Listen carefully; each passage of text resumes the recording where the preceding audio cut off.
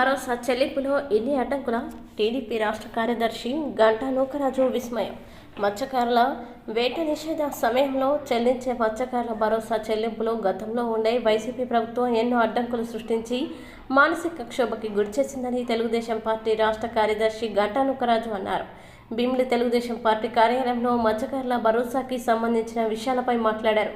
ప్రభుత్వ జీవో ప్రకారం ప్రతి ఏడాది ఏప్రిల్ 15 నుంచి జూన్ 15 వరకు 2 మాసాలు సముద్రంలో మత్స్యకారుల వేట నిషేధ సమయంగా గుర్తించడం జరిగిందని అన్నారు.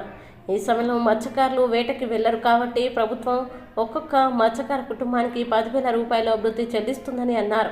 మత్స్యకారులు వేటకి వెళ్లే సమయంలో ఉపయోగించాల్సిన ఆయిల్ సబ్సిడీ కార్డుని ఉపయోగించలేదనే కారణంతో జిల్లాలో ఉన్న 2,061 మంది మత్స్యకారుల భరోసా నిలిపివేశారని అన్నారు. ఇది అధికారుల తప్పిదం కాదా అని ప్రశ్నించారు.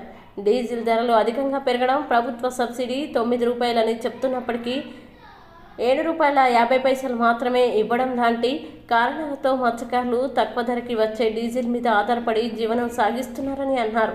ఎన్నో సంవత్సరాలుగా మత్స్యకారులకి భరోసానివ్వడం జరుగుతుందని, కానీ రాష్ట్రంలో ఏ ప్రభుత్వం, ఏ ముఖ్యమంత్రి అవలంబించని ద్వంద్వ వైఖరి వైకాపా ప్రభుత్వ హయాంలో జరిగిందని అన్నారు. ఎందుకంటే మత్స్యకారులంటే అంత అలసని గంటా నూకరాజు ప్రశ్నించారు. టార్గెట్ సబ్సిడీ, డీజిల్ కార్డు వాడలేదనే కారణంతో మత్స్యకారుల కళాశీలకి రావాల్సిన భరోసాని ఆపడం సరికాదని, దీనిపై మత్స్యశాఖ కమిషనర్, జాయింట్ డైరెక్టర్ పునరాలోచన చేయాలని కోరారు. అదేవిధంగా నూతనంగా ప్రమాణ స్వీకారం చేయబోయే ప్రజా సంక్షేమ కూటమి ప్రభుత్వం అధికారులకి తక్షణం ఆదేశాలు ఇచ్చి మత్స్యకారులని ఆదుకోవాలని గంటా నూకరాజు విజ్ఞప్తి చేశారు.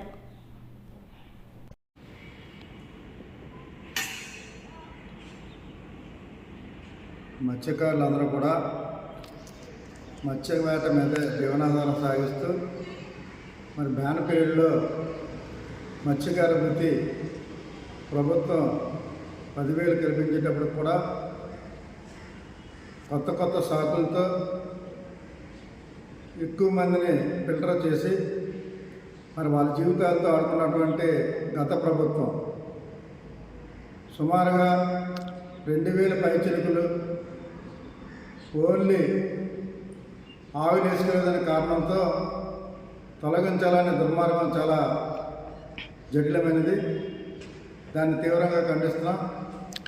ఎందుకంటే మత్స్య పరిశ్రమ అంతా కూడా కుదేలైన తరుణంలో ఈ డీజిల్ రేట్లు పెరిగిపోయిన తర్వాత, ముడి సరుకులు పెరిగిపోయిన తర్వాత నష్టాలలో పడిపోయినటువంటి మత్స్యకారులందరూ కూడా అతి తక్కువలో వచ్చినటువంటి బయోడీజిల్ మీద ఆధారపడి బయోడీజిల్ వేసుకోవడం వల్ల ప్రభుత్వం ఇచ్చే సబ్సిడీ 7.5 రూపాయలే ఉండడం వల్ల దానికంటే తక్కువగా బయోడీజిల్ రావడం వల్ల బయోడీజిల్ వాడకం చేస్తే ఆ బయోడీజిల్ వాడుకుంటా డీజిల్ వాడుకుంటా బయోడీజిల్ వాడుతున్న సాగుతో ఈరోజు మత్స్య పరిశ్రమ ఆధారపడినటువంటి కళాశీల్ని మరి బోటు వాటర్లో కూడా చాలా ఇబ్బందులు గురి చేస్తున్నటువంటి మరి పెస్టిస్ కమిషనర్ కానీ, మరి జేడీ కానీ, జిల్లా కలెక్టర్ కానీ వీరందరూ కూడా ఒకసారి పునరాలోచించుకొని మన మత్స్యకారులందరికీ కూడా జీవనభృతి వచ్చే విధంగా మీరు అందరూ కూడా తక్షణమే చర్యలు తీసుకోవాలని కోరుతున్నాం. అలాగే వచ్చే ప్రభుత్వం, ఈరోజు తెలుగుదేశం ప్రభుత్వం ఏర్పడదు కాబట్టి ప్రభుత్వంలో పనిచేస్తున్నటువంటి మరి